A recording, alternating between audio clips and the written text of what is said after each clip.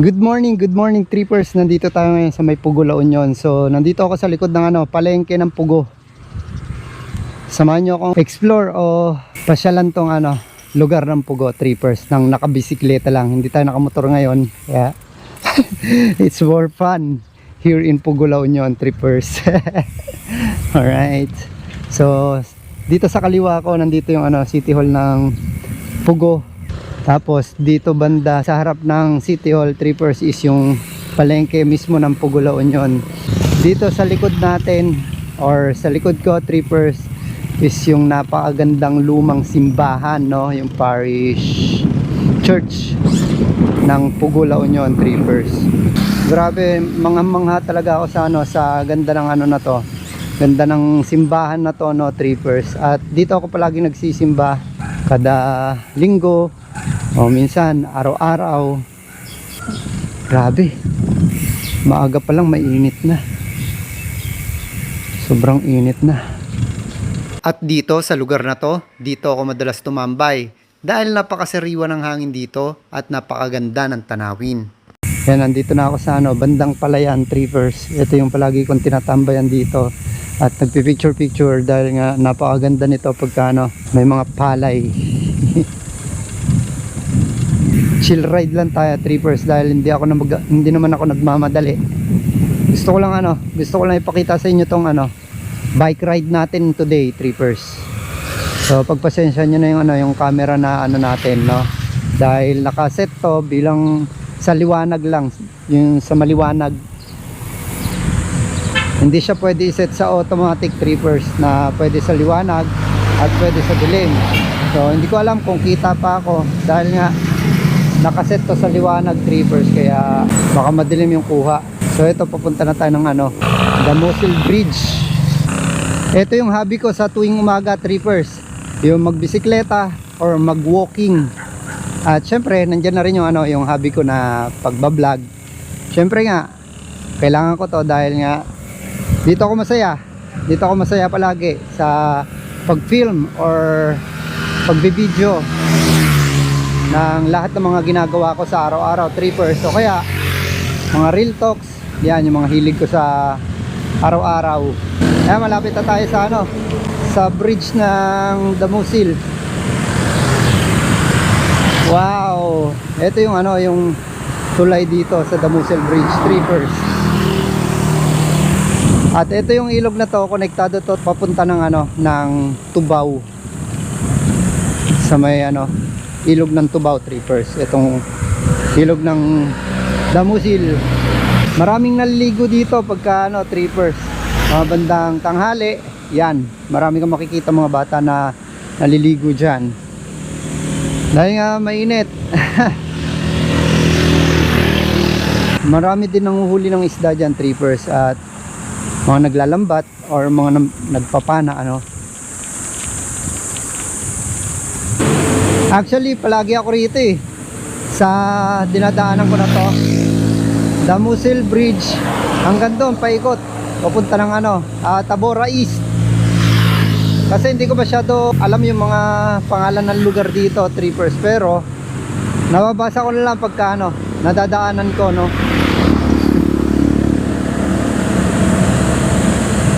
Relaxing dito.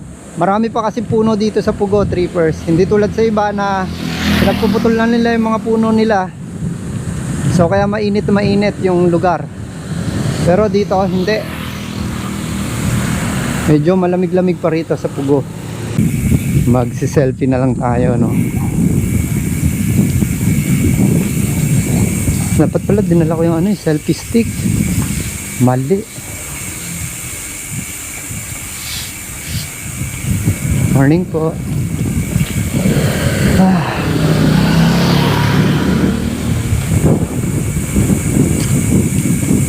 Morning. Sarap po. Ito yung trippers, oh. Wow. Grabe. Alam niyo yung parang gusto ko nga mag-walking na lang, trippers, dahil totoo lang, ang ganda dito, oh. Ito yung kanina, trippers, oh. O, kinuha ko muna talaga yung camera doon sa, sa bike natin para pakita to sa inyo. Ganda dito. Diba? Alright. So pagka tag-ulan, trippers, maraming ano dito, hanggang dito yung tubig niya, no? Maraming nang huli ng isda dito. Yan, dyan. Nakikita mo dyan. Tapos ngayon tagtuyot, meron pa rin, pero doon banda. Kasi yung may mga rama dyan, trippers, ayun yung pinagkukunan nila ng mga isda. Yung mga pinagpatong-patong na ano, ng mga bato. Tulad niya, no? Yung ganyan, no? Yung ganyan na bato. Pinagpapatong-patong nila doon sa ilog. Tapos babalikan nila kapag alam nila may huli na o may isda na. Oh, tara. So ito yung trippers yung daan dito. Ito yun yung palagi kong pinapasyalan dito sa Tabora is ba ito? Ayan, oh. Hanggang dun. Tapos iikot tayo dun papunta ng Tabora is. Ayan. So pag nakamotor tayo, trippers, hindi ko i-selfie, no, yung camera natin dahil nga hindi ko mahawakan pagka naka-motor tayo, bisikleta lang, malakas talaga, trippers. Ito, o, diba? Ganda dito, province vibe, trippers. Buti nga dito walang masyadong sasakyan, trippers. Masarap mag walking tapos magbisikleta, no? Ayan, o.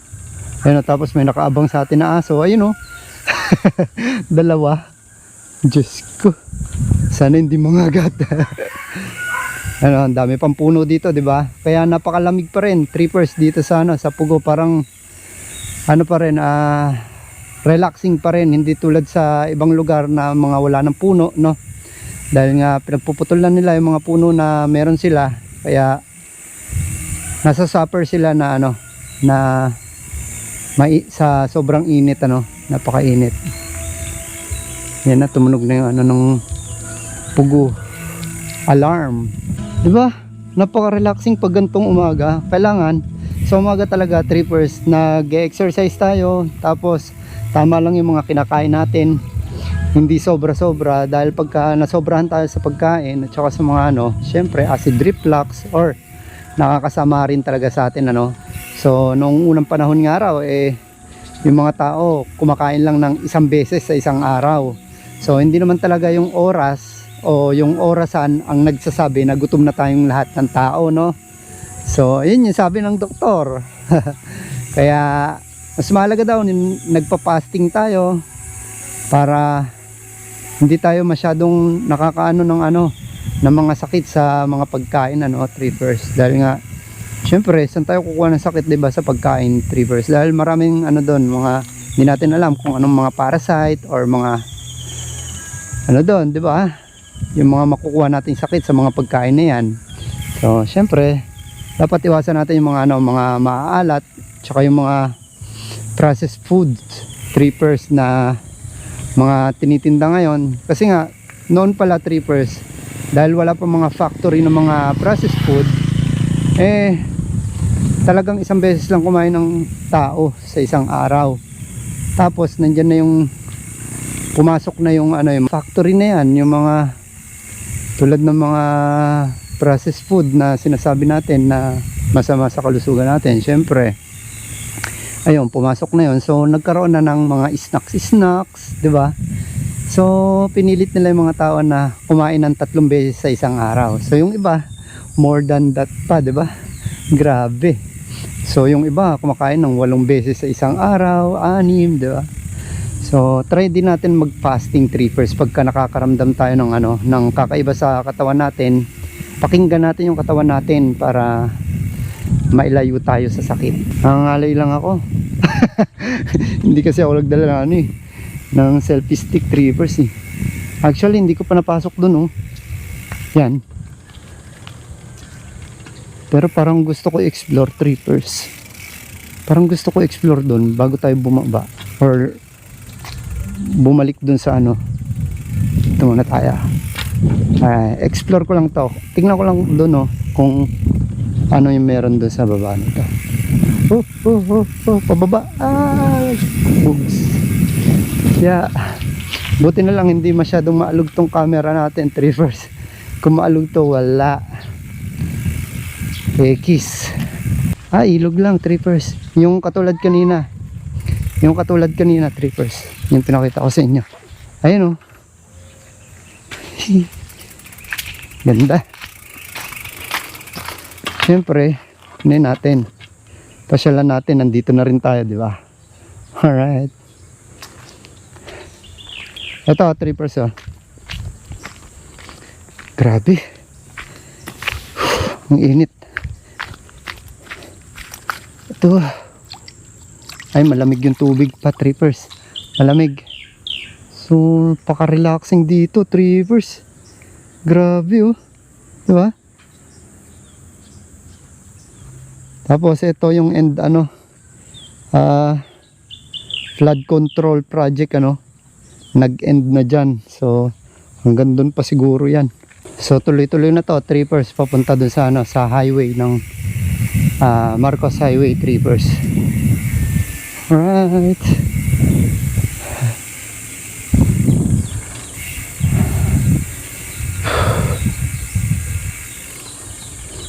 Grabe. Buti na lang may may mga na-implement na rin na aso mo, tali mo.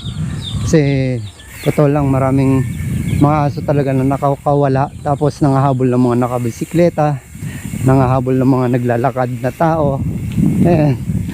Kaya buti na lang meron na dito na implement na ganun.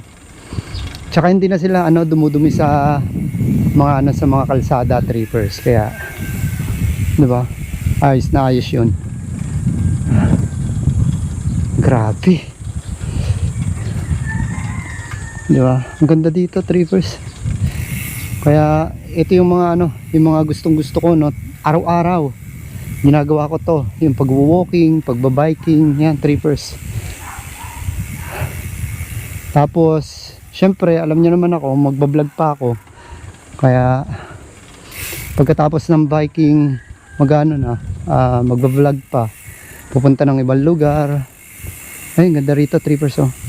'Di ba? Alright. Oh my.